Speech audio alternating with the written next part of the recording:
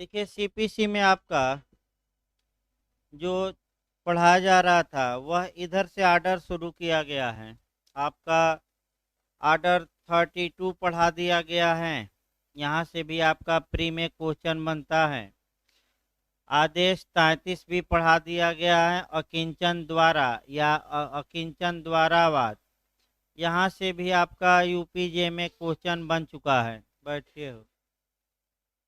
और जो क्वेश्चन बना था वो हम बताए भी थे और कोरिलेट भी किए थे।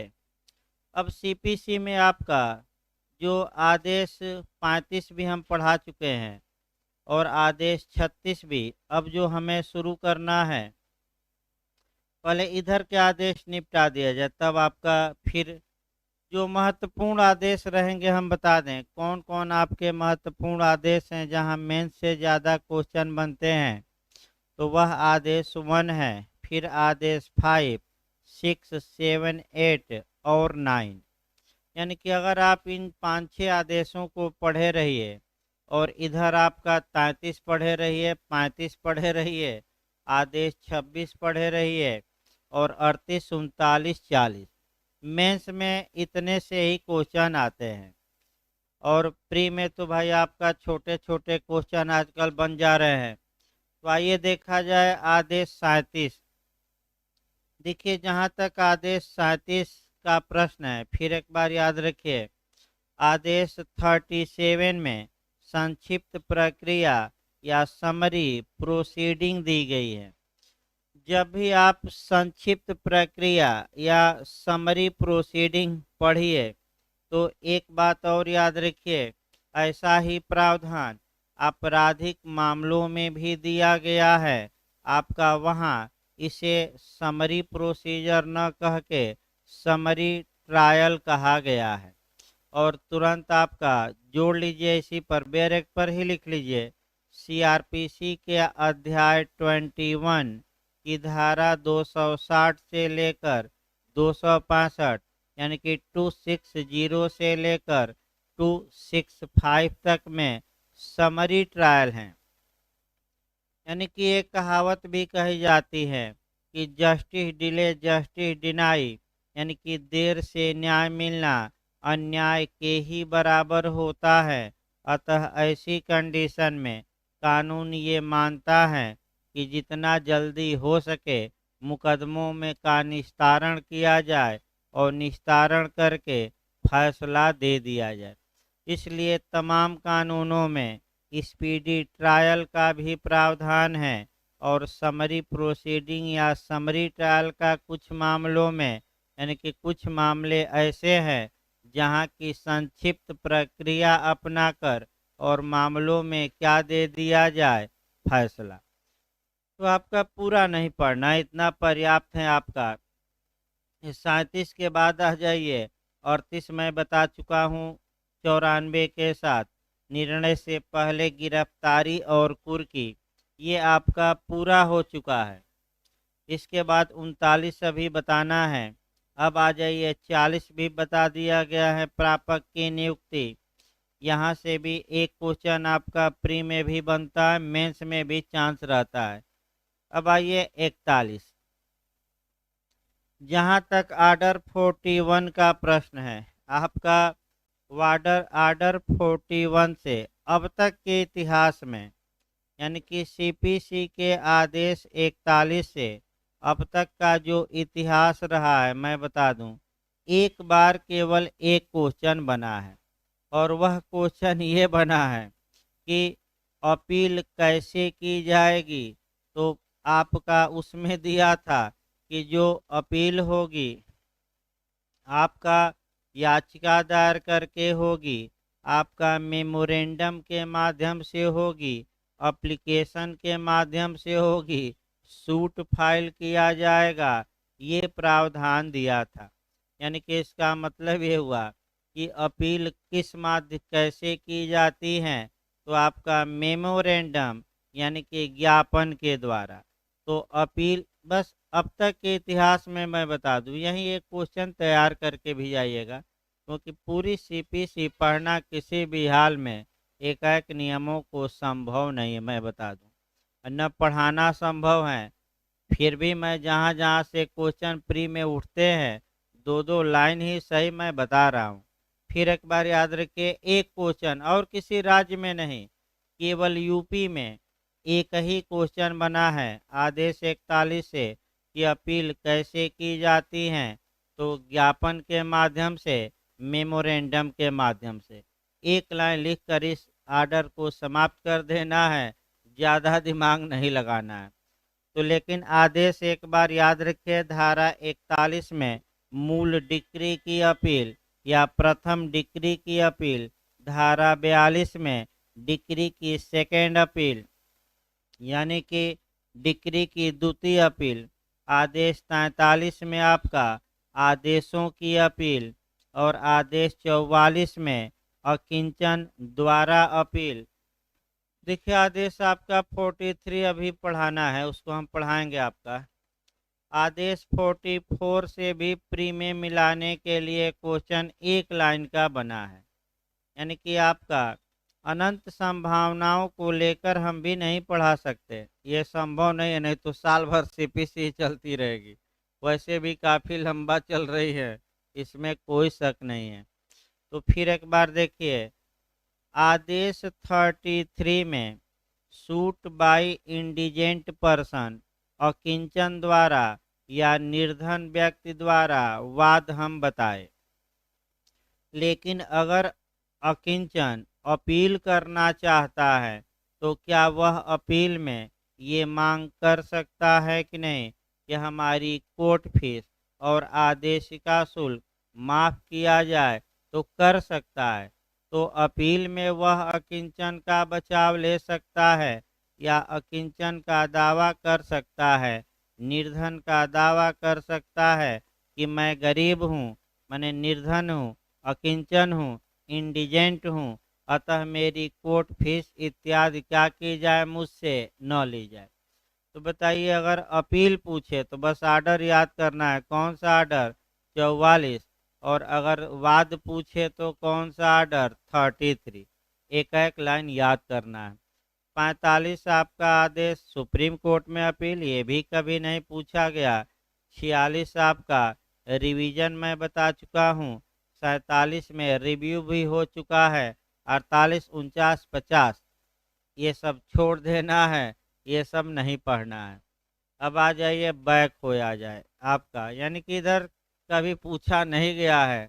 तो आप लोग भले आदेश याद करना हो तो एक एक लाइन याद करिएगा, लेकिन पढ़ने की उतना भाई 1% को लेकर नहीं चला जा सकता। अब जो महत्वपूर्ण एक दो आर्डर हैं पहले वो निपटा दिया जाए, और तब और हम आपका शुरुआती दौर से शुरू करेंगे, तो क्रम से चलेगा। इसके बाद आपका जो क्वेश्चन पूछा जाता है प्री में, वह आपका निकाल लीजिए आदेश 17, यानी कि सीपीसी का आर्डर 17 निकालिए। अब 17 से शुरू किया जाए इधर आपका जितने हैं, और तब आपका आदेश 1 से शुरू किया जाएगा। देखिए आपका एक दो आर्डर इधर पढ़ लीजिए।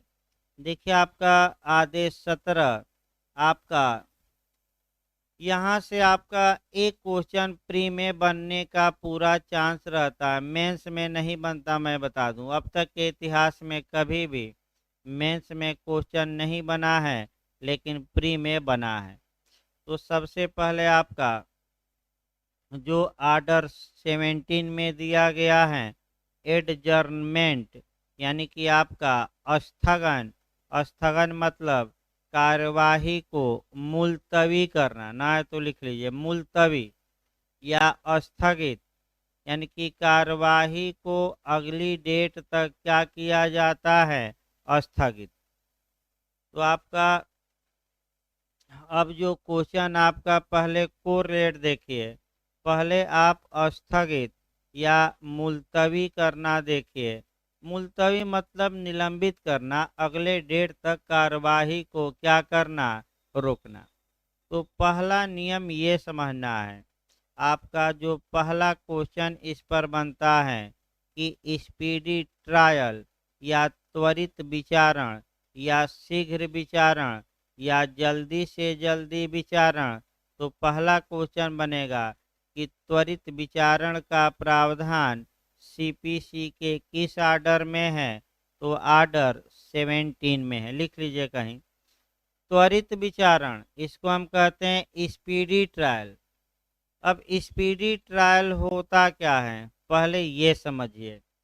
जब एक बार न्यायालय में गवाहों की परीक्षा प्रारंभ हो जाती है, तो वह डेली बाय डेली चलेगी, यानी कि प्रतिदिन गवाहों का बयान करवाया जाए जब तक उसका बयान पूरा न हो जाए। फिर एक समझिए। एक बार जब कोई गवाह न्यायालय में आ गया, उसकी गवाही प्रारंभ हो गई, तो कानून ये कहता है कि दिन प्रतिदिन गवाही करवाई जाए, ताकि मामले में जल्दी से जल्दी फैसला भी देना है। और डेली बाय डेली होगी तो 2-3 दिन में क्या होगा, उसका बयान निपट ही जाएगा हर हाल में। लेकिन यही समस्या आ जाती है कि डेट पर डेट, कभी गवाह बीमार पड़ गया, कभी जजेस साहब नहीं है, तो कभी कोर्ट में हड़ताल हो गया, तो कभी कुछ हो गया, और आपका डेट पर डेट पड़ती रहती हैं और कई साल मामलों में लग जाते हैं। लेकिन कानून का तो नियम ये है कि जब एक बार गवाहों की परीक्षा प्रारंभ हो गई, तो रोका जाए कि दिन प्रतिदिन चलाया जाए, डेली बाय डेली। लेकिन खतरनाक बन जाता है। लेकिन जब लग गया तो लेकिन खतरनाक बन गया आपका। लेकिन न्यायालय चाहे तो कारण दिखा के कार्यवाही को अगली तारीख तक के लिए क्या कर सकता है, मुलतवी या स्थगित। तो पहला क्वेश्चन ये निकला, अच्छा याद रखिएगा कि सीपीसी में स्पीडी ट्रायल का प्रावधान किस सेक्शन में किया गया है, मैंने किस आर्डर में किया गया है, तो आर्डर 17 मारकर आइएगा। अब आपका कर्तव्य है कि जिन जिन कानूनों में जहाँ जहाँ स्पीडी ट्रायल का प्रावधान है या स्पीडी इन्वेस्टिगेशन का प्रावधान है, स्पीडी आपका इंक्वायरी का प्रावधान है, वे सभी प्रावधान इसी पर एकत्र कर लेने चाहिए। पहले हम अभी आर्डर 17 न पढ़े, पहले इसकी भूमिका और कोरिलेशन देखिए, तब आर्डर 17 शब्द सा पढ़ाया जाएगा। पहले इसका कोरिलेशन थोड़ा ज़्यादा है। पहला आपका कोरिलेशन ये देखना है कि जो त्वरित विचारण है, जल्दी से जल्दी क्या किया जाए, सुनवाई करके फैसला, ये एक फंडामेंटल राइट है और किस अनुच्छेद में समाहित है, आर्टिकल 21। केस लिखेंगे तो लिख लीजिए हुसैन आरा खातून बनाम बिहार राज्य। वैसे मैं अनुच्छेद 21 में इस केस को लिखवाया था। कौन सा केस है, हुसैन आरा खातून बनाम बिहार राज्य के वाद में उच्चतम न्यायालय ने यह निर्णय दिया कि त्वरित विचारण स्पीडी ट्रायल, त्वरित आपका माने मुकदमों का जल्दी से जल्दी निपटारा करना, ये अभियुक्त का एक फंडामेंटल राइट है। और किस आर्टिकल में समाहित है, 21 में। प्राण और दैहिक स्वतंत्रता, पहला नियम यह आया। अब सीआरपीसी में पूछा जाता है कि सीआरपीसी में स्पीडी इंक्वायरी और स्पीडी ट्रायल का प्रावधान किस धारा में है, तो 309 मार्क कराइएगा, कहीं ऐड कर लीजिए। सीआरपीसी की कौन सी धारा है, 309। देखिए सीआरपीसी में सेम बातें बताई गई हैं। जब आपराधिक मामलों में एक बार गवाह की परीक्षा शुरू हो जाती है, तो डेली बाय डेली चलेगी जब तक परीक्षा समाप्त न हो जाए। लेकिन फिर वहाँ भी लेकिन लग गया, न्यायालय कारण दिखा के अगली डेट तक परीक्षा को क्या कर सकता है, स्थगित। इसीलिए डेट पर डेट पड़ती जाती हैं और 10-20 साल क्या करते हैं कोर्ट में लग जाते हैं, जबकि नियम ये नहीं है। नियम यह है कि जल्दी से जल्दी क्या करिए मामले का। तो फिर एक बार क्वेश्चन याद रखिए, सीआरपीसी की धारा में त्वरित जांच या विचारण का प्रावधान किया गया है। अगर पूछ ले सीआरपीसी में तो 309 मार्क कराएंगे।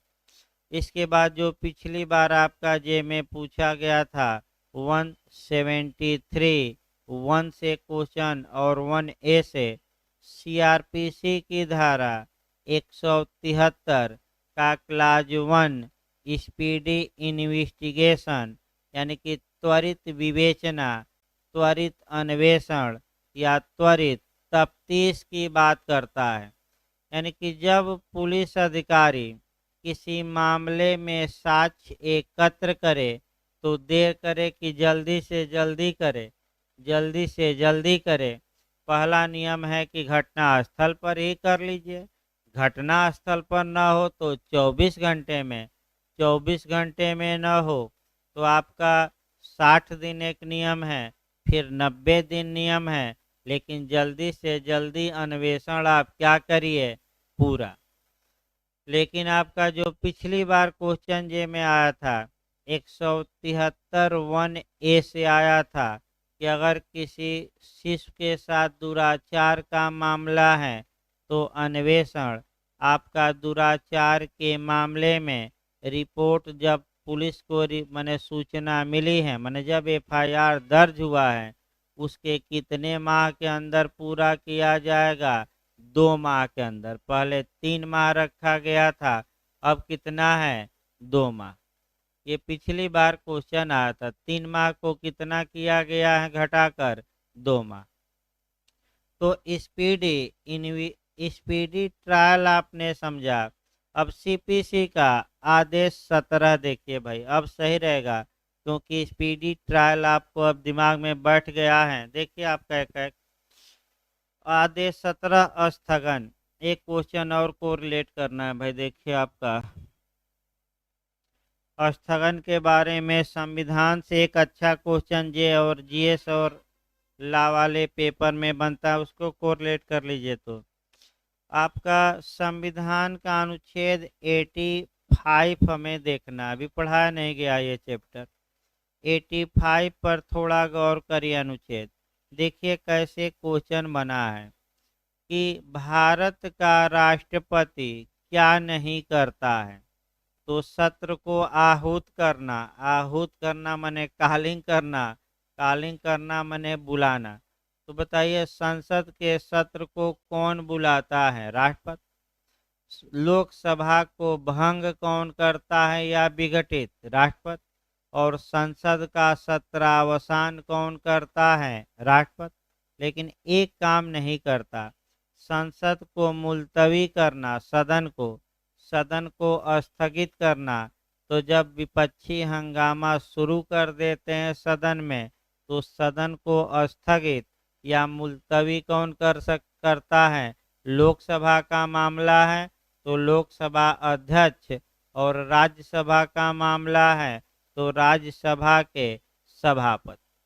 तो क्वेश्चन यही अच्छा बनता है, 3-4 बार रिपीट किया है, गलत न हो। फिर हम बता रहे हैं दोबारा कि राष्ट्रपति क्या नहीं कर सकता, तो सदनों को मुलतवी या स्थगित नहीं कर सकता। और तो ये कार्य किसका है, अध्यक्ष या सभापति का, जैसी स्थिति हो। यानी कि लोकसभा है तो अध्यक्ष और राज्यसभा है तो चेयरमैन। तो आपका ये क्वेश्चन भी अनुच्छेद याद रखिएगा। भी उत्तराखंड में 2 बार रिपीट किया है, आर्टिकल कौन सा आर्टिकल है, 85।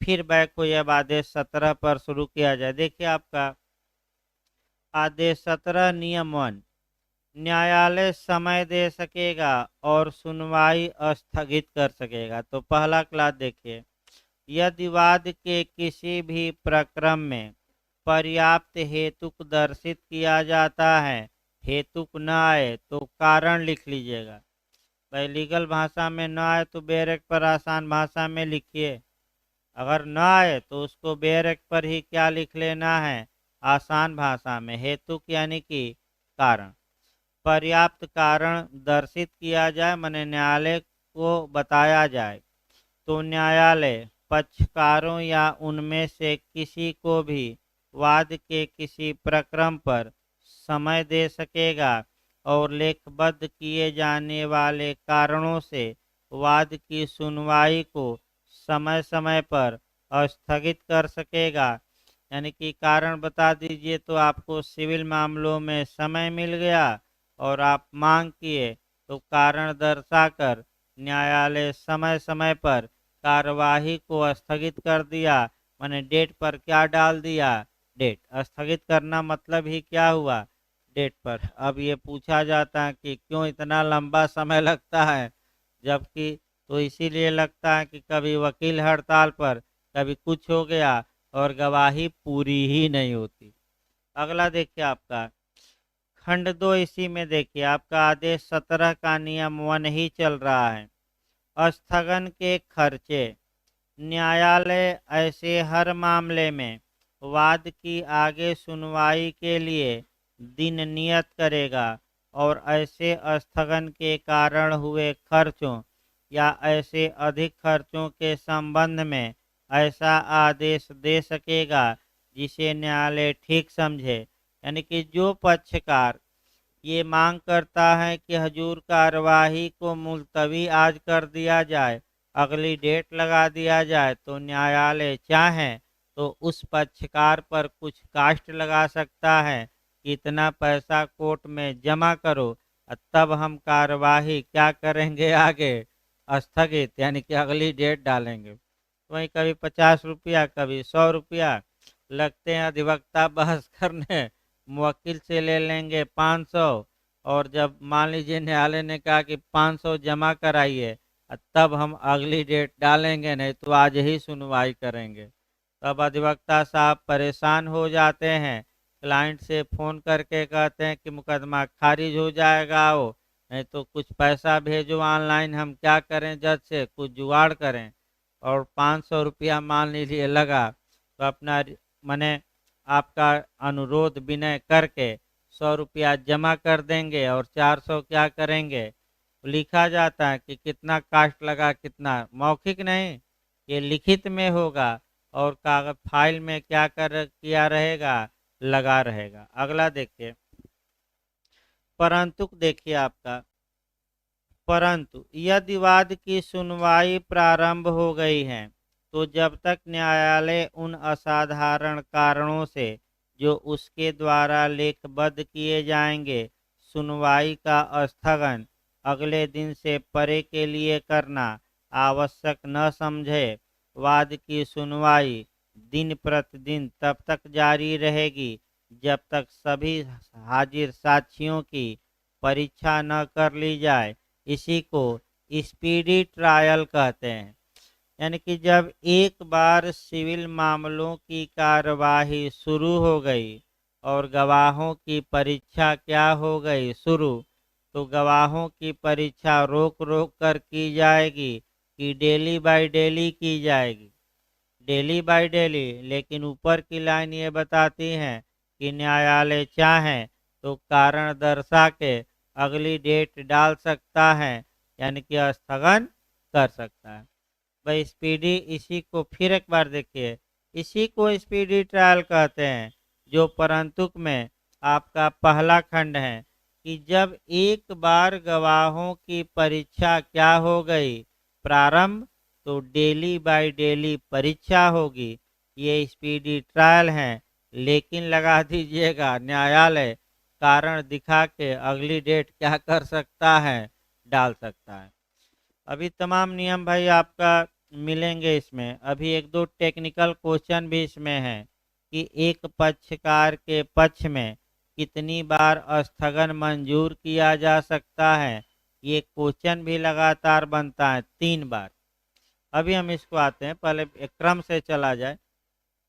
परंतु नंबर बी देखिए, किसी पक्षकार के अनुरोध पर कोई भी स्थगन ऐसी परिस्थितियों को छोड़कर जो उस पक्षकार के नियंत्रण के बाहर हो, मंजूर नहीं किया जाएगा।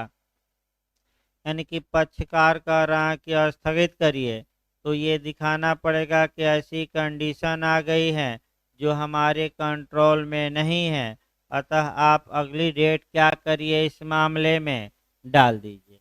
सी देखिए, जहाँ प्लीडर की रुग्णता, रुग्णता मने बीमारी, सबसे बड़ा विवाद आपका मैं बता दूं खंड डी और खंड ई पर रहा है। पहले विवाद देखिए तब इसका समाधान देखिए। देखिए आपका जो विवाद रहा है इस पर सबसे बड़ा, उसमें देखिए क्या विवाद था, तब हम बेयरक की भाषा बताए।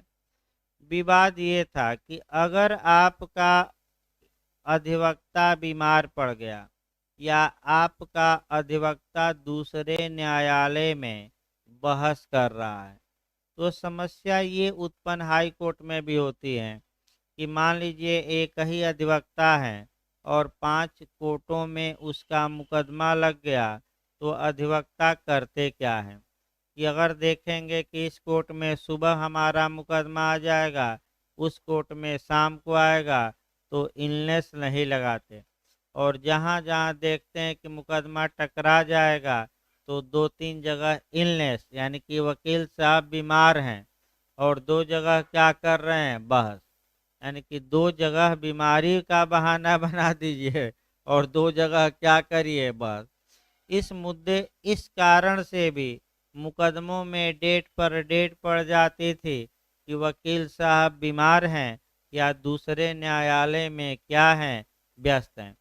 तो 1999 ईस्वी में आपका संशोधन किया गया और संशोधन करके ये लिखा गया कि अगर वकील रुग्ण हैं यानी कि बीमार हैं या वकील दूसरे न्यायालय में व्यस्त हैं और पक्षकार नया वकील कर सकता है, तो ऐसी दशा में स्थगन कार्यवाही का नहीं होगा, मुकदमा क्या करेगा, चलेगा। और मान लीजिए कि कोई वकील आया ही नहीं वादी की ओर से, और जो पुराने वकील थे बीमार हैं या दूसरे न्यायालय में व्यस्त हैं, तो अब गवाह आकर गवाही के लिए खड़ा है, तो क्या होगा, यही सब समस्याएं। अब इसमें वकीलों का हित ये है कि भाई जब मैं बीमार हूँ तो मेरा केस दूसरे को क्यों दे दिया जाए, पहला समस्या। दूसरी समस्या, मैं प्रोफेशन करता हूँ, वृत्ति करता हूँ, और एक कोर्ट में दिन भर मैं खड़ा रहूँगा तो कहाँ से मैं, मेरा काम चलेगा, 4-5 मुकदमे रहेंगे तभी तो काम चलेगा। अतः इन नियमों का पुरजोर विरोध किया गया वकीलों द्वारा, लेकिन अंत में उच्चतम न्यायालय ने सेलम एडवोकेट्स ऑन रिकॉर्ड बनाम भारत संघ के बाद में इन सब को वैध मान लिया। यानी कि कुल मिलाकर जो संशोधन किए गए हैं वह इसलिए किए गए हैं कि डेट पर डेट ज़्यादा न पड़े और जल्दी से जल्दी क्या आए, फैसला। तो अब देखिए वकील साहब को बीमारी का बहाना बनवाइए और तब आपका देखा जाए। तो आपका परंतु डी देखिए, बहुत महत्वपूर्ण है दोनों परंतु। जहां प्लीडर यानी कि वकील साहब की रुग्णता यानी कि इलनेस या दूसरे न्यायालय में उनके व्यस्त होने से भिन्न कारण से मुकदमे का संचालन करने में उनकी असमर्थता की स्थगन के लिए एक आधार के रूप में पेश किया जाता है, वहां न्यायालय तब तक स्थगन मंजूर नहीं करेगा जब तक उसका यह विश्वास न हो जाए कि ऐसे स्थगन के लिए आवेदन करने वाला पक्षकार समय पर दूसरा प्लीडर मुकर्रर नहीं कर सकता था। फिर आप यानी कि अगर आपके पास दूसरा प्लीडर या वकील मने रखने का समय था, तो इस कारण से कि वकील साहब दूसरी जगह हैं इत्यादि से कार्यवाही स्थगित नहीं होगी, आप नियुक्त करिए।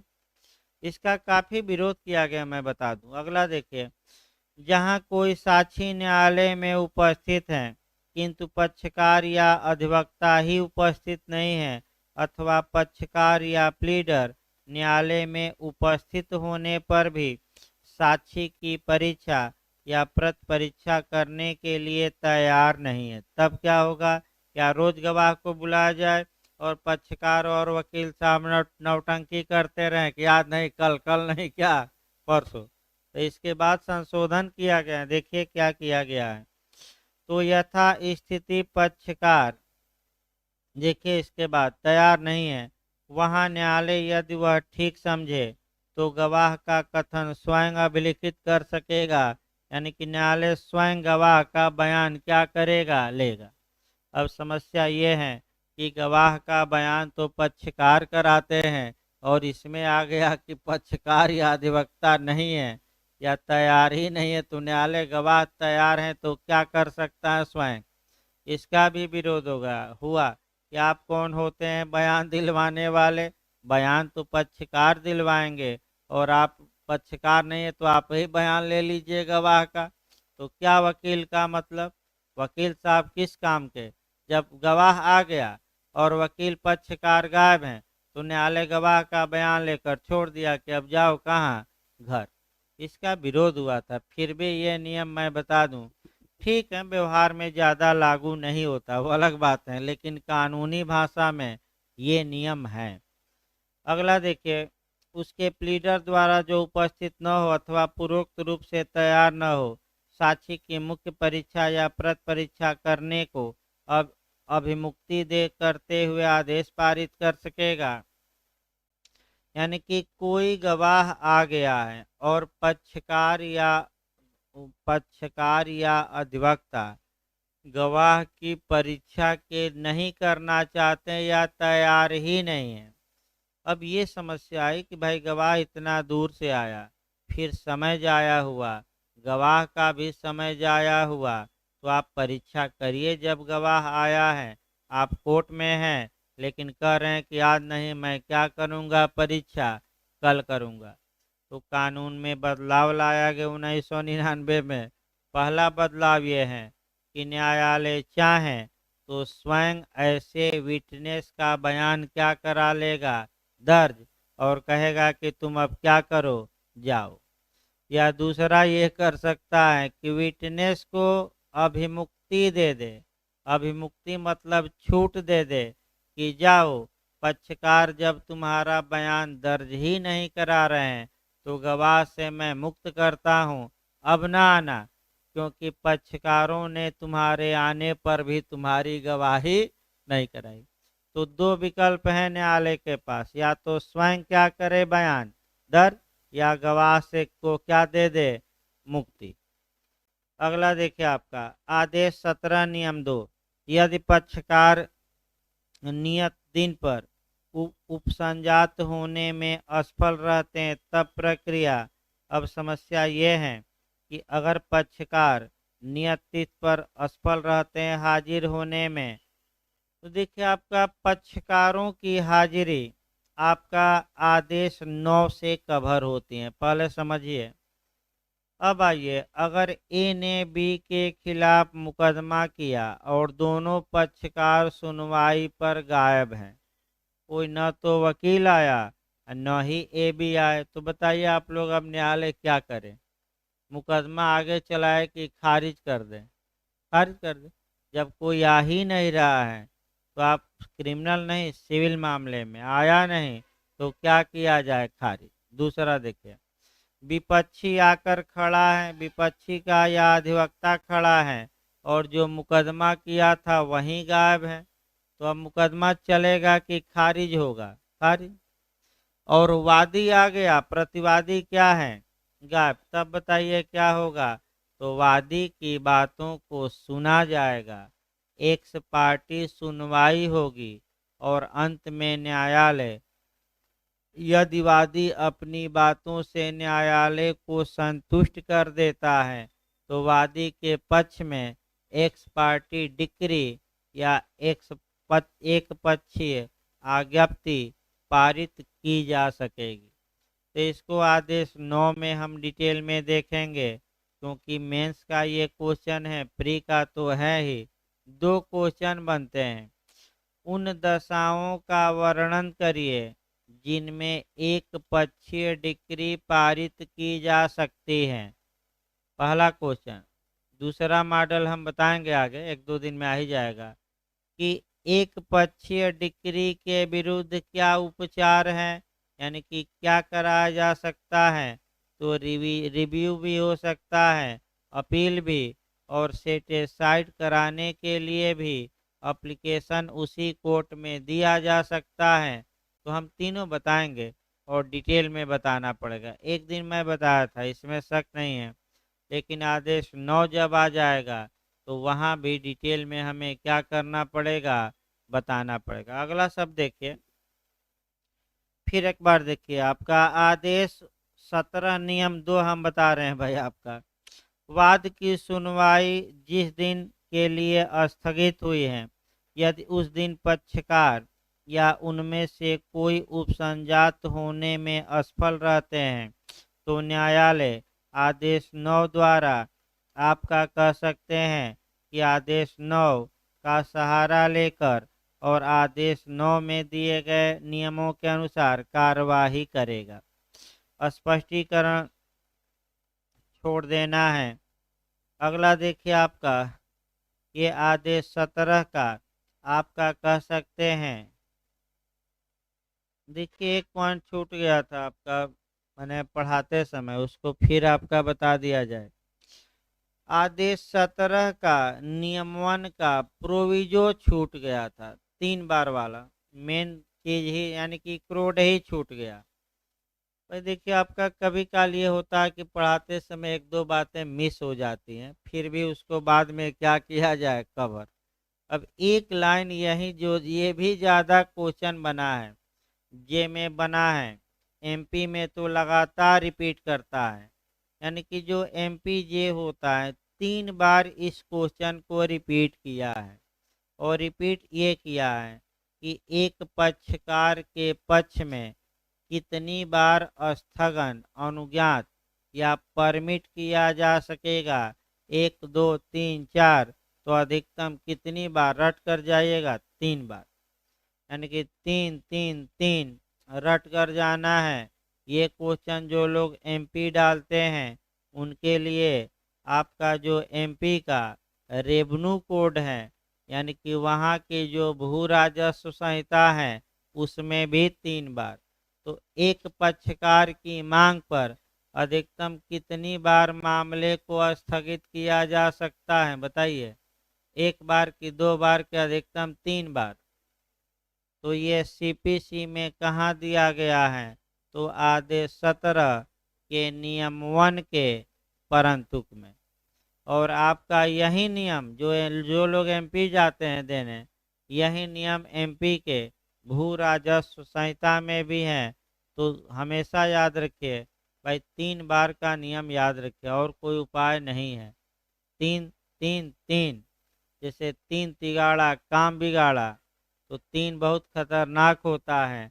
3 पर थोड़ा कोरलेट कर दिया जाए, 3 रहेंगे तो तिकड़मबाज कहे जाएंगे। फिर न 3 में न 13 में, न इधर का रहा बबुआ न उधर का। फिर आपका जैसे कि 3 पर आपका ट्रिपल तालाक, यानी कि मैं तुम्हें तालाक तालाक तालाक देता हूँ, यानी कि तलाकुल वहन, यानी कि आपका ट्रिपल तालाक कहिए। तो 3 बहुत आपका खतरनाक संख्या है। और मध्यस्थों की संख्या आपका सम न होकर क्या होगी, विषम ही होगी। सलाहकार हो सकते हैं सुलहकर्ता सम, लेकिन सामान्यतः मध्यस्थ कितने होते हैं, 3 5 7 ऐसे। तो आगे देखिए, आपका इस प्रकार आपका आदेश 17 भी आपका समाप्त हो गया। अब आइए इधर से हम शुरू करते हैं। एक आपका बीच में बचा है आदेश 5 आपका, उसके बाद शुरुआती दौर से हम शुरू करेंगे, यानी कि जो छांट छांट के इधर पढ़ाना है वह आदेश आपका पहले पढ़ लिया जाए, और तब आपका शुरुआती दौर से हम देखेंगे। आदेश जहां तक आदेश 5 निकाल लीजिए भाई। इसके बाद कल से आपका हम प्रयास करेंगे आदेश 1 से क्रम से शुरू किया जाए, क्योंकि कुछ छांट छांट के जो छोटे छोटे पढ़ने थे आपका केवल प्री में आते हैं, उसको अब पढ़ा दिया गया। आदेश 5 से आपका प्री में भी और मेंस में भी क्वेश्चन बनता है। आप आदेश 5 को एकदम माने शुरुआती दौर से हम बताएंगे, कोरिलेशन भी हमें करना पड़ेगा, लेकिन आदेश 5 को जब भी पढ़िए तो सेक्शन 27, 28 और 29 से जोड़कर पढ़ना है। देखिए आदेश 5 में क्वेश्चन पहले हम समझा दें क्या क्या बनता है। पहला क्वेश्चन बनता है कि प्रतिवादी के नाम समन निकाला जा सकेगा तो ये प्रावधान आपका किस आर्डर में प्रावधानित है। तो प्रतिवादी या डिफेंडेंट या विपक्षी के नाम समन निकालने का प्रावधान किस आदेश में है? आदेश 5। समन के प्रकार बताइए, समन की तामील बताइए। आपका तमाम चीज़ें पूछी जाती हैं, तो जो इस समय पूछा जा रहा है दस्ती तामील, यानी कि समन की दस्ती तामील क्या होती है। फिर इंटरव्यू में पूछा जाता है टाइगर नोटिस क्या है, यानी कि 2-4 क्वेश्चन याद करना पड़ेगा। दस्ती तामील का मतलब वादी को ही समन दे दिया जाए कि वह व्यक्तिगत रूप से जाकर किसको समन थमा दे, हाथों हाथ प्रतिवादी को। तो इसी को हम क्या कहते हैं, समन की दस्ती। पहले क्वेश्चन निकाल लिया जाए ये। इसके बाद चस्पा करके समन की तामील पूछा जाता है, फिर व्यक्तिगत तामील पूछी जाती है। आपका गवाह है पर समन की तामील अलग आदेश में चलेगा, यानी कि इसका मतलब फिर आदेश 5 का नियम 30 पूछा जाता है, यानी कि तमाम क्वेश्चन प्री और मेंस में बनते हैं। तो जो आपका अच्छे से तैयार रखना है, आपका बीच माने नियमों को कुछ अच्छे से तैयार रखना है। ये याद कि आदेश 5 से एक क्वेश्चन आपका निश्चित बनता है, मेंस में भी प्री में भी। जो पिछली बार क्वेश्चन का मॉडल बता दिया, जो जो पिछली बार प्री में बना था यूपीजे में, दस्ती तामील। दस्ती तामील किस आदेश 5 के किस नियम में है? 9A। हम बताएंगे डिटेल में। इसके बाद एक और बन रहा है कि समन की तामील ईमेल द्वारा, फैक्स द्वारा या इलेक्ट्रॉनिक माध्यमों द्वारा की जा सकती है कि नहीं। यानी कि ए ने वाद दायर किया तो क्या बी के ईमेल पर जो समन है भेजा जा सकता है कि नहीं। आपका ये नियम है प्राइवेट कोरियर सेवा द्वारा, क्योंकि सरकारी डाक द्वारा ही जाता है, तो क्या प्राइवेट कोरियर द्वारा भेजा जा सकता है कि नहीं। तो तमाम संशोधन हुए हैं जहाँ की अब ईमेल द्वारा, इलेक्ट्रॉनिक मेल द्वारा, फैक्स द्वारा, प्राइवेट कोरियर द्वारा हाथों हाथ समन की तामील हो सकती है। ये तमाम नियम बदले गए हैं, थोड़ा सतर्क रहना है नियमों से। उत्तराखंड ने जो बनाया कि कब समन के बदले क्या भेजा जाएगा, आदेश 5 का नियम 30 से जाकर प्री में बना लिया। जो लोग सोचते ही नहीं कभी, तो उसमें अब दिया था समन वारंट भेजा जाएगा, पत्र भेजा जाएगा, अनुरोध पत्र भेजा जाएगा, इनमें से कोई नहीं। तो उसमें आदेश 5 के नियम 30 वाले व्यक्ति हैं, तो क्या भेजा जाएगा? लेटर। भाई याद रखिए, अनुरोध पत्र नहीं, लेटर ऑफ रिक्वेस्ट नहीं, क्या भेजा जाएगा? पत्र। तो कुछ क्वेश्चन इधर आपको कंपटीशन के लिए हर हाल में तैयार करने हैं। एकदम शुरुआती दौर से हम शुरुआत कर रहे हैं, यानी कि जब भी आदेश 5 की भूमिका में इस समय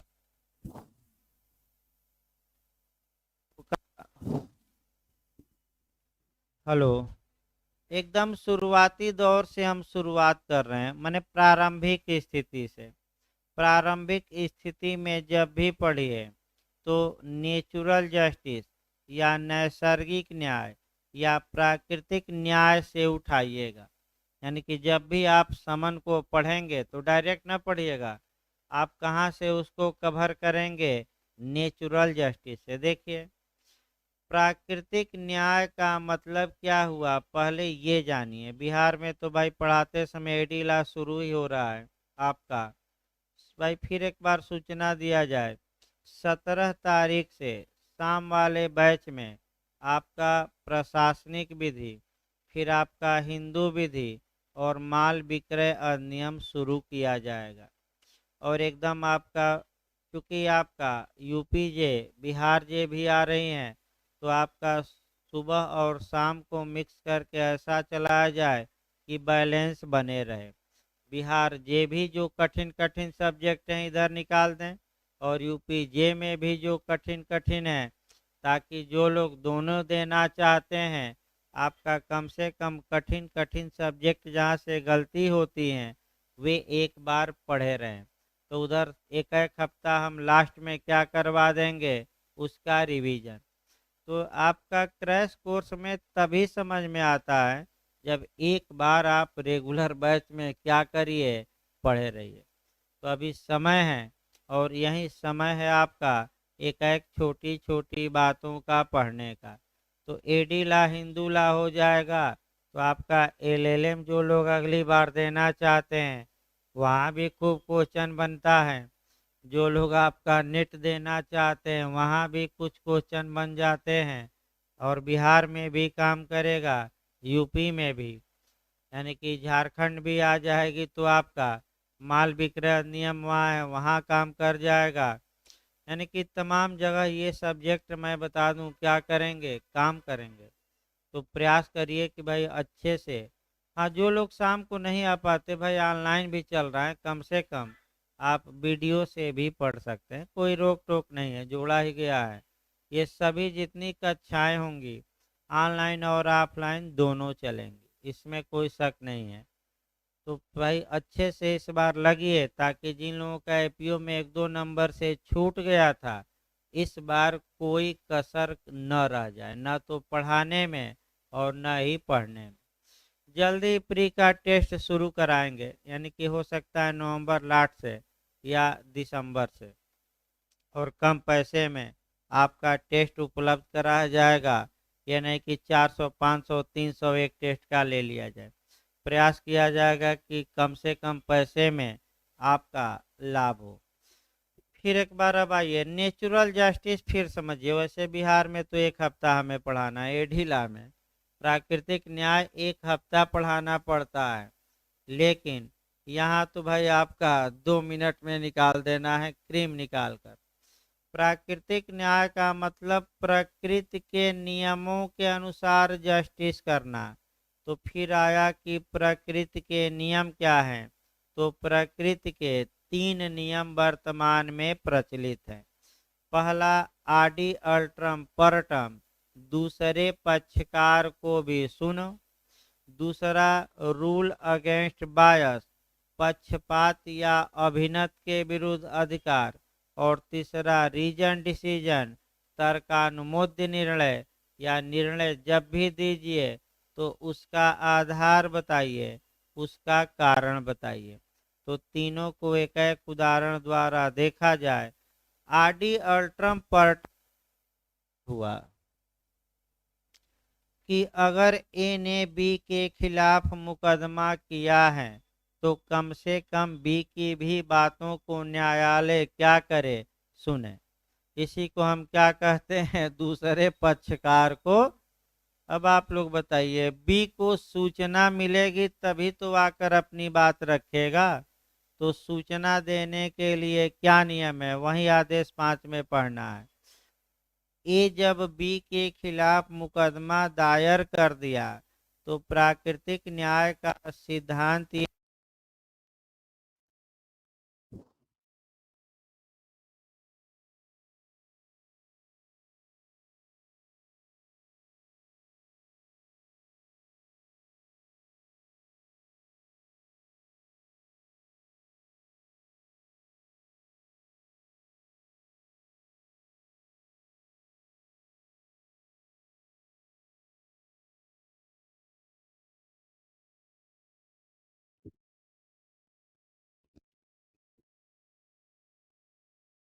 देखिए एकदम शुरुआती दौर से भाई मैं उठाया हूँ, जिनको न समझ में आए, क्योंकि ये सब आपका क्वेश्चन प्री और मेन दोनों के लिए है। अब तक तो पुछल्ला पुछल्ला निपटाया गया। प्राकृतिक न्याय, अगर ए ने बी के एक उदाहरण बना लिया जाए तब और अच्छा रहेगा। ए ने बी के खिलाफ मुकदमा कर किया है कि बी हमारा 1 लाख रुपया उधार लिया है, अतः न्यायालय इस पैसे को बी से हमें दिलवाए। अब आप बताइए कि क्या बी को बिना सुने ही ए के पक्ष में फैसला दे दिया जाए? नहीं। प्राकृतिक न्याय या नेचुरल जस्टिस या नैसर्गिक न्याय ये बताता है कि बी की बातों को सुना जाए, उसके बाद ही फैसला दिया जाए। तो बी को जानकारी होगी तभी तो अपनी बात को वह आकर कोर्ट में कहेगा, कि ऐसे ही हवा में जान लेगा? बताइए तो, कि जानकारी होगी तब आएगा कि ऐसे ही आ गया? तो जानकारी कैसे होगी? जब भी को बताया जाए। बताने के लिए क्या उपाय हैं? तो समन्स उपाय हैं, यानी कि बी के नाम न्यायालय क्या जारी करे? समन। बी को समन रिसीव कराया जाए।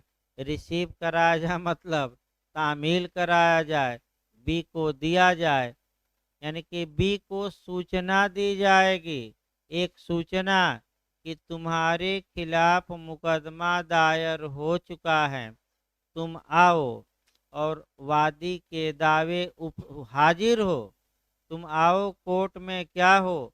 हाजिर। और वादी ने जो तुम्हारे खिलाफ क्लेम किया, दावा किया है, उसका क्या दो तुम जवाब? तो ये भी हम बताएंगे अभी आपका। पहले एकदम शुरुआती दौर से शुरू हुआ है, यानी कि आरडी अल्ट्रम पर्टम कहा जाता है। ये सिद्धांत आज का नहीं है, ये आदिम काल से चला आ रहा है, मानव सभ्यता के साथ से चला आ रहा है। और ये जो मैग्ना कार्टा कहा जाता है आपका केस का, रिज बनाम वाल्डविन का केस है। रिज बनाम वाल्डविन के केस में जस्टिस लॉर्ड राइट ने ये बताया कि जो नेचुरल जस्टिस के बारे में काफ़ी व्यापक व्याख्या की, और एक उदाहरण भी उन्होंने दिया। और उदाहरण आपका दिया भगवान का, गॉड का।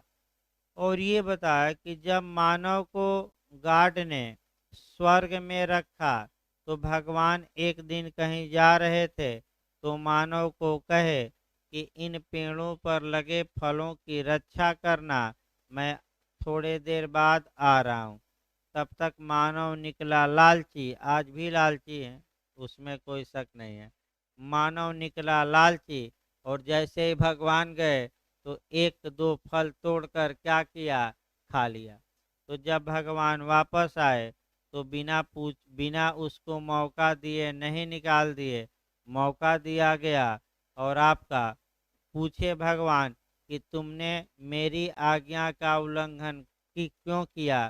क्यों पेड़ से फल तोड़कर खा लिए, जबकि मैं मना किया था? मानव ने अपना पक्ष रखा, और तब आदि अल्टम पर्टम का पालन करते हुए मानव को स्वर्ग से धरती पर भेज दिए। और आज भी मानव जब से स्वर्ग से धरती पर आया, आज भी कहाँ पड़ा है? धरती पर ही। तो मानव का ये स्वभाव होता है, यानी कि ताला तो ईमानदारों के लिए लगाया जाता है, बेईमानों के लिए नहीं। वो तो तिजोरी का ताला क्या करेंगे? तोड़ देंगे, काट देंगे, कहावत भी कही जाती है। फिर आइए दूसरा प्रावधान। दूसरा जो प्रावधान है वह आपका रूल अगेंस्ट बायस, यानी कि पक्षपात के विरुद्ध नियम।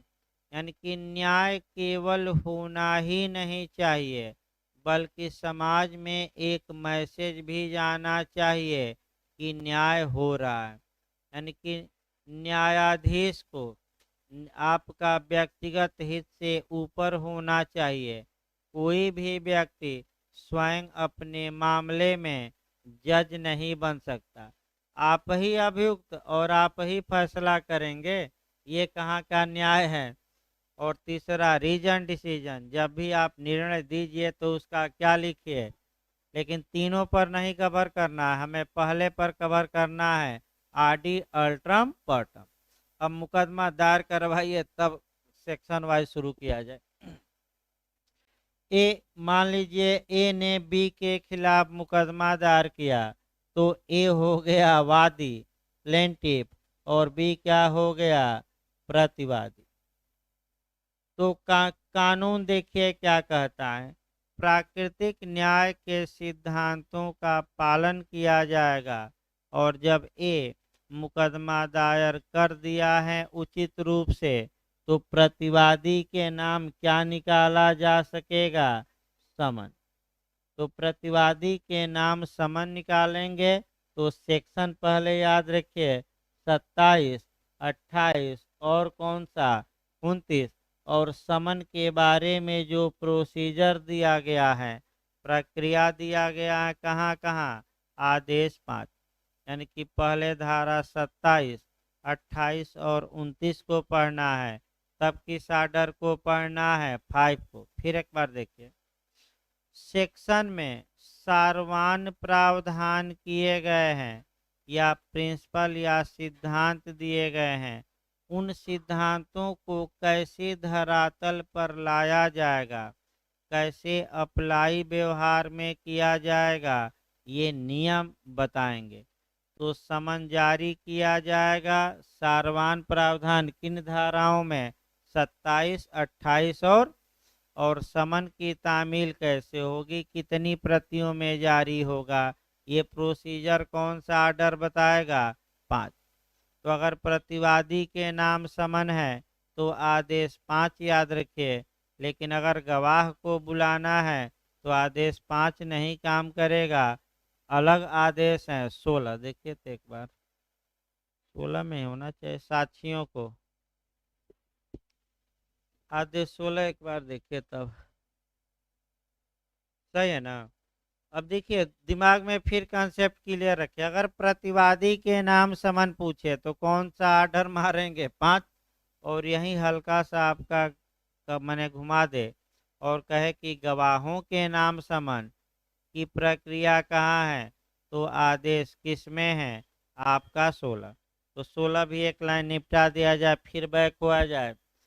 देखिए गवाहों के नाम समन के लिए सीपीसी की धारा 31 काम करेगी और इसके लिए प्रक्रिया आर्डर 16 में दिया गया है, आदेश 16 में। ये याद रखिएगा, धारा 31 के साथ कौन पढ़ेंगे, आदेश 16, और 27, 28, 29 के साथ क्या पढ़ेंगे, आदेश 5। अब आइए आगे शुरू किया जाए। प्राकृतिक न्याय का नियम फिर आ जाइए, क्या कहता है कि जब ए ने बी के खिलाफ मुकदमा कर दिया है तो बी को समन जारी किया जाए, बी को कॉल लेटर जारी किया जाए, बी के नाम समन जारी किया जाए, क्योंकि दूसरे पक्षकार को भी सुनना क्या है, आवश्यक है। तो ऐसी दशा में धारा अब तुरंत 27 आ जाइए, धारा 27, प्रतिवादी के नाम समन दूसरे राज्य में निवास करता है तो 28 और विदेश में निवास करता है तो 29। बस याद करिए, प्रतिवादी को समन 27 में, प्रतिवादी एमपी में जैसे निवास करता है तो कौन सी धारा अप्लाई करेगी, 28, और आपका अमेरिका में निवास करता है तो 29। अब 27 धारा पहले निकालिए, यहाँ से भी आपका क्वेश्चन बना है। क्वेश्चन ये बना है कि समन का उद्देश्य क्या होता है, यानी कि समन क्यों निकाला जाता है। तो 2 पॉइंट जरूर याद रखिएगा 27 में। पहले बेयर एक्ट देखा जाए, धारा 27 देखिए आपका भाई क्या कहते हैं, प्रतिवादियों को समन, जहाँ कोई वाद सम्यक रूप से, सम्यक शब्द ना आए तो उचित रूप से, यानी कि कानून की अपेक्षाओं का क्या करते हुए पालन, कल से हम आ ही जाएंगे क्या क्या पालन कराना है।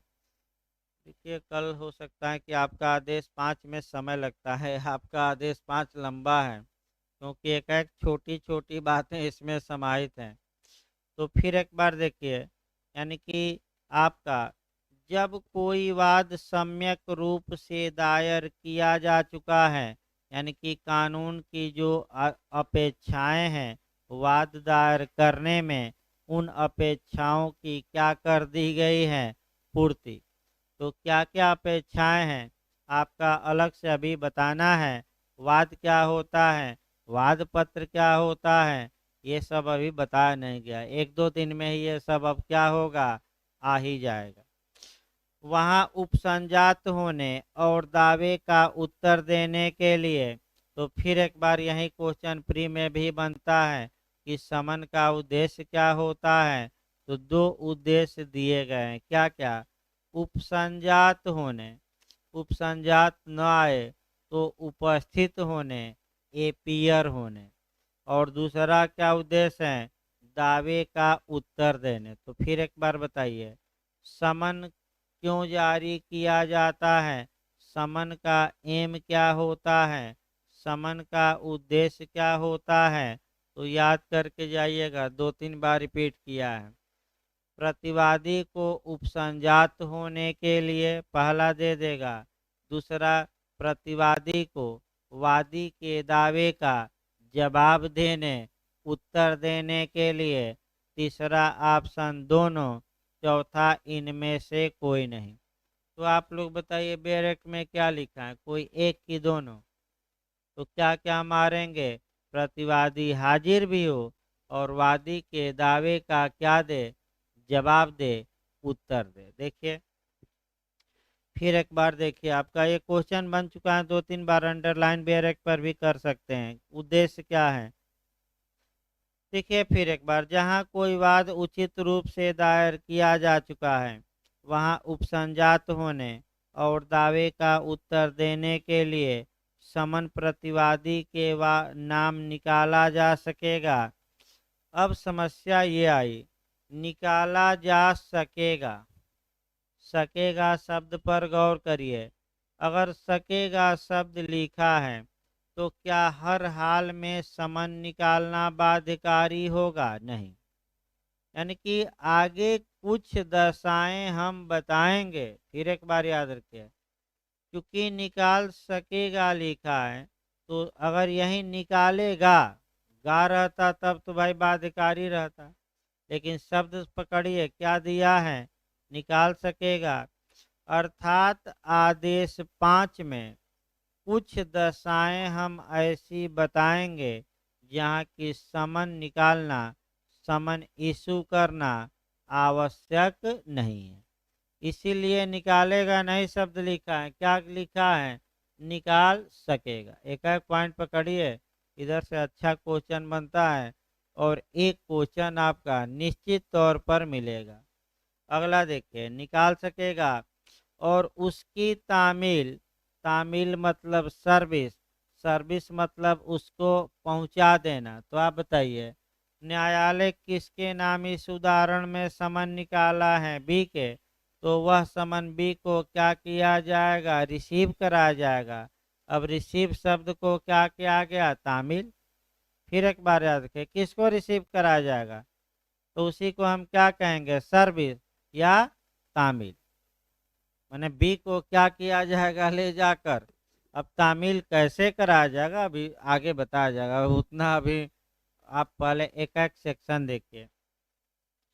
उस तिथि को जो वाद करने के दिनांक से 30 दिन से अधिक की न हो, यानी कि इसका मतलब कि समन की जो तामील बी पर कराई जाएगी वह आपका कितने दिनों के अंदर कराई जाएगी। तो जिस दिन वाद दायर किया गया था उसके कितने दिनों के अंदर, 30 दिन। फिर एक बार देखिए, जिस दिन मुकदमा ए ने दायर किया उसके कितने दिन के अंदर बी को समन रिसीव कराया जाएगा, सर्विस उसको कराई जाएगी, बी को समन दिया जाएगा। बी को कॉल लेटर भी कहा जाता है, बुलावा पत्र, कॉल लेटर दिया जाएगा या बी को हैंडओवर किया जाएगा। तो ये भी पूछा जाता है, वाद दायर करने के कितने दिन के अंदर, 30 दिन, यानी कि 30 डेज। इस प्रकार आपका आदेश कह सकते हैं कि 27 समाप्त हो गया। 28 अन्य राज्य में निवास करता है ये नहीं देखना है। 29 विदेशी समनों की तामील। अब आदेश 5 पर आ जाना है, क्योंकि तुरंत किस आर्डर पर आ जाना है। आदेश 5 निकाल लीजिए भाई, आपका शुरू किया जाए आदेश 5 का। एक एक करके देखिए, क्वेश्चन थोड़ा अच्छे से समझिएगा, क्योंकि आपका बहुत अच्छा अच्छा क्वेश्चन एक एक पॉइंट में बनता है। देखिए आपका आदेश 5 समनों का निकाला जाना और उनकी तामील। तो समनों का निकाला जाना, तो आदेश 5 नियम 1 में समन दिया गया है।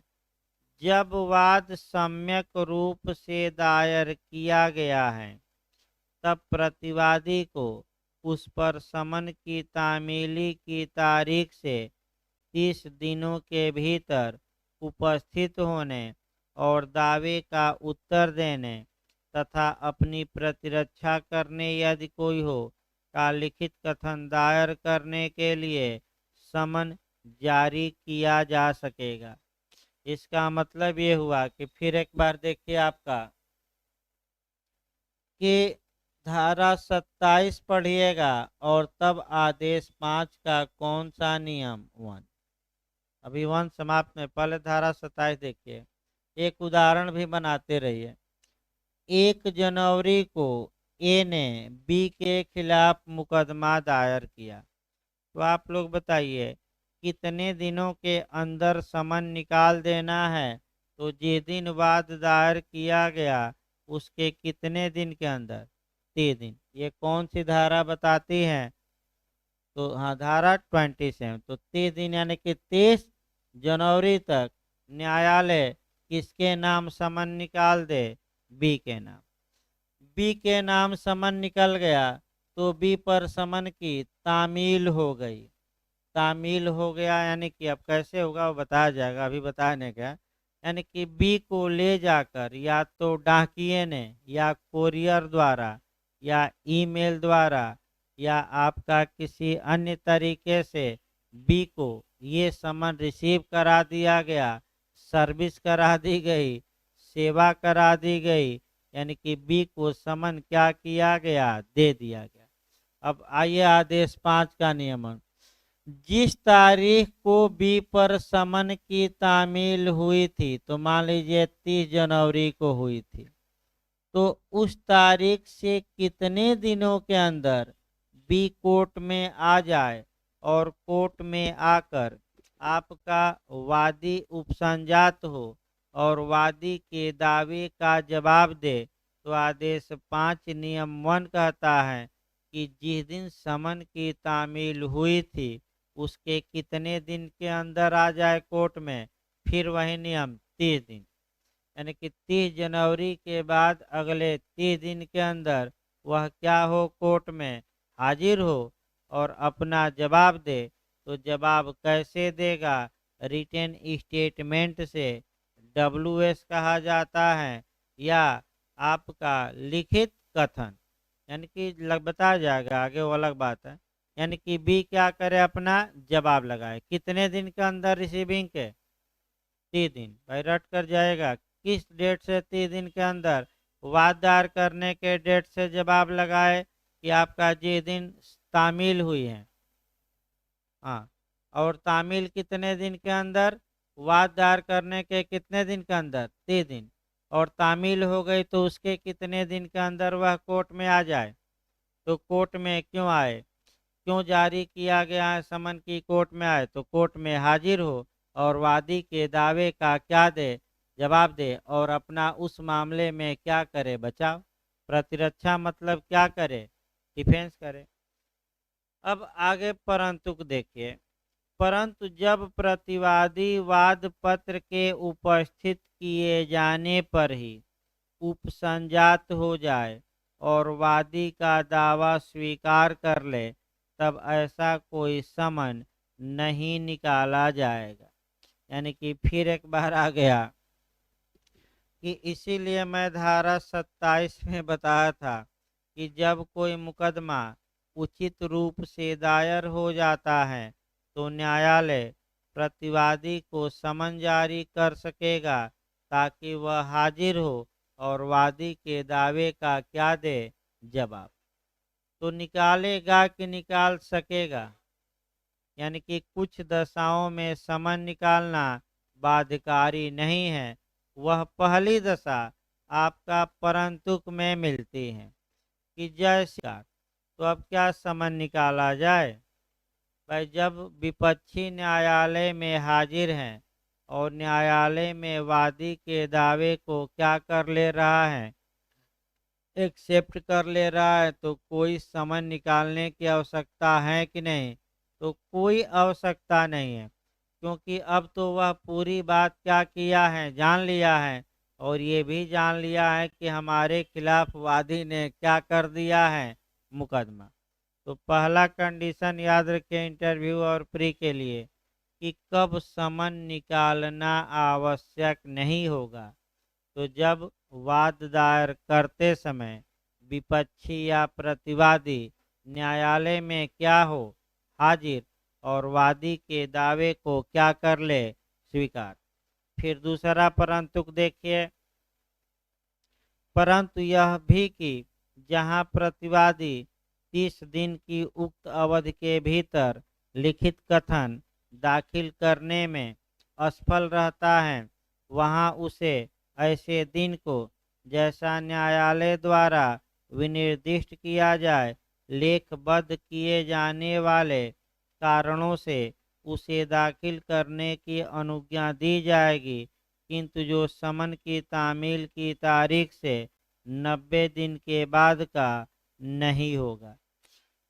यानी कि इसका मतलब कि अगर 30 दिन में अपना जवाब नहीं लगाता, हाजिर नहीं होता, जवाब नहीं लगाता, तो एक मौका और न्यायालय दे सकता है। 30 दिन के बाद एक्स्ट्रा और 60 दिन दे सकता है, यानी कि कुल मिलाकर हर हाल में कितने दिन में भी आ जाए, 90। अब एक अगर सरकार प्रतिवादी है तो फिर याद रखिए 2 माह और दिया जा सकता है, यानी कि 150 दिन। और अगर आपका कमर्शियल कोर्ट का मामला है, 2015 में संशोधन हुआ है, वाणिज्यिक न्यायालय का मामला है, तो और 30 दिन दिया जा सकता है, यानी कि टोटल 120 दिन। अब एक नियम पूरे तौर पे भले लिख लीजिए उसको, भाई हमेशा गलती होती रहती है, कहीं अलग से लिख लीजिए एकदम शुरुआती दौर से। फिर मैं जो समय समय है उसको हम समय अलग से बताते हैं। फिर एक बार देखिए, ए ने बी के खिलाफ वाद दायर किया, तो पहला लिखिएगा कि समन की तामील, समन की तामील के लिए आपका समन कितने दिनों में निकाला जाएगा, कितने दिनों में। तो आप लोग बताइए, अगर ए ने बी के खिलाफ मुकदमा किया है तो समन मुकदमा दायर के कितने दिन के अंदर निकाल देना है, 30 दिन, 30 डेज। इसमें किसी को समझ, भाई देखिए गलती होती है यहाँ, इसीलिए मैं सब प्रावधान क्या कर रहा हूँ, अलग अलग। इसमें किसी को समस्या हो तो बताइए, नहीं तो अगला चला जाए। अब बी के नाम समन निकल गया, तो अब अगला आया कि जिस दिन बी के नाम समन निकल गया और बी को तामील हो गया, तामील हो गया का मतलब ये हुआ कि बी को समन रिसीव करवा दिया गया, तो कितने दिन के अंदर बी आए और ए के दावे का उत्तर दे, जवाब दे। तो तामील के कितने दिन के अंदर, 30 दिन। भाई तामील के कितने दिन के अंदर, ये जारी करना नहीं। फिर एक बार देखिए किस तारीख से हम बता रहे हैं, तामील। अगर 30 दिन के अंदर नहीं आता तो हर हाल में कितने दिन के अंदर वह अपना जवाब लगा दे, 90 दिन। लेकिन ये 90 दिन की गणना समन निकालने के दिन से कि समन की तामील की डेट से की जाएगी। बेरेक पढ़कर एक बार आप लोग बताइए, तामील की डेट से 90 दिन गिना जाएगा कि जिस दिन समन जारी हुआ है। तो बेरेक देखिए स्पष्ट लिखा है, जारी होने के दिन से नहीं, बल्कि किस तारीख से, तामील। भाई फिर एक बार सतर्क रहिए, जारी होने के दिन से ना गिनिएगा, जिस दिन बी को समन रिसीव हो गया उस डेट से कितना दिन के अंदर, 90 दिन।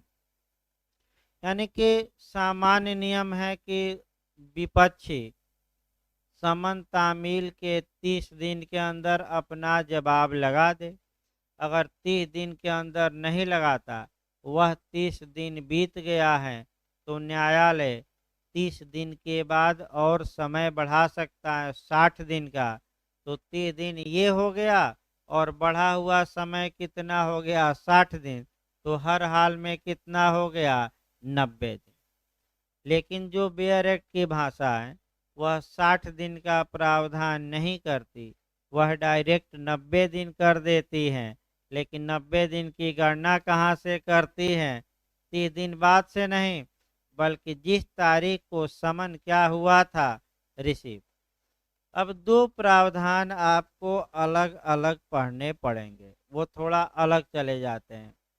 यदि आपने सरकार के विरुद्ध मुकदमा किया है, फिर एक बार देखिए, यानी कि अगर आप सरकार के विरुद्ध मुकदमा किए हैं, यानी कि प्रतिवादी क्या है, सरकार, तो आदेश 27 भी देखना पड़ेगा कि न्यायालय सरकार को और एक्स्ट्रा समय दे सकती है 2 माह का। कितने दिन का, तो बताइए, अगर प्रतिवादी सरकार है तो 90 दिन के बाद 2 माह, सामान्यतः 60 दिन और जोड़ दीजिए, तो सरकार के लिए 90 दिन के बाद कितना हो गया, 60 दिन। तो अधिकतम कितना दिन हो गया, 150। यानी कि सरकार के खिलाफ मुकदमा किए हैं तो लिंगर कर देगी सरकार, और समय मिल गया है। और देख ही रहे हाई कोर्टों में हर एक जगह सरकार समय ले लेकर क्या कर रही है, भाग ही रहे हैं, सुधरने का हालात नहीं है। वकील भाग जा रहे हैं कि अभी तैयार नहीं है, तो ये कागज नहीं आया, तो वो कागज नहीं आया, और क्या हो जा रहे हैं, बहस से भाग जा रहे हैं। अगला नियम एक और, 2015 में सीपीसी में संशोधन किया गया है, और अगर कॉमर्शियल कोर्ट का मामला है, वाणिज्यिक न्यायालय का मामला है, तो जिस तारीख को समन तामील की गई उसके 120 दिन के अंदर अधिकतम प्रतिवाद पत्र दायर करना है। यानी कि कॉमर्शियल कोर्ट का मामला है तो कितना दिन अधिकतम दिया जा सकेगा, 120, 1 माह और बढ़ जाएगा।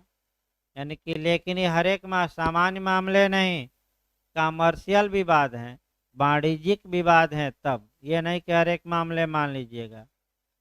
ये अलग देखिए, आपका वाणिज्यिक विवादों के लिए अलग आपका बन चुका है, आपका कानून और संशोधन भी हुआ है। हाँ हाँ, नोटिफाई किया, उस अब पूरा नहीं पढ़ना है, बस एक लाइन पढ़ना है कि अगर कॉमर्शियल कोर्ट में विवाद है तो प्रतिवादी अधिकतम कितने दिनों के अंदर समन की तामील के अपना जवाब या लगाए कोर्ट में, 120 दिन। तो अब समय बिल्कुल क्लियर रहे, यहीं से गलती होती है, हमेशा लोग कंफ्यूज रहते हैं। कहीं भी समस्या हो तो बताइए, दोबारा मैं बताने के लिए तैयार हूँ। भाई किसी को भी हल्का सा भी समस्या हो तो बताइए, आपका इन समयों को दोबारा बताया जाएगा। न समस्या हो तो कल इसको आगे बढ़ाया जाएगा, क्योंकि एक ही दिन बहुत ज़्यादा पढ़ना भी ठीक नहीं है। तो अभी जाग्राफी चलेगी क्लास 10 मिनट बाद भाई। हाँ, आज नहीं चलेगी, बताए थे क्या सर। हाँ भाई, आज चलेगी कि नहीं हो।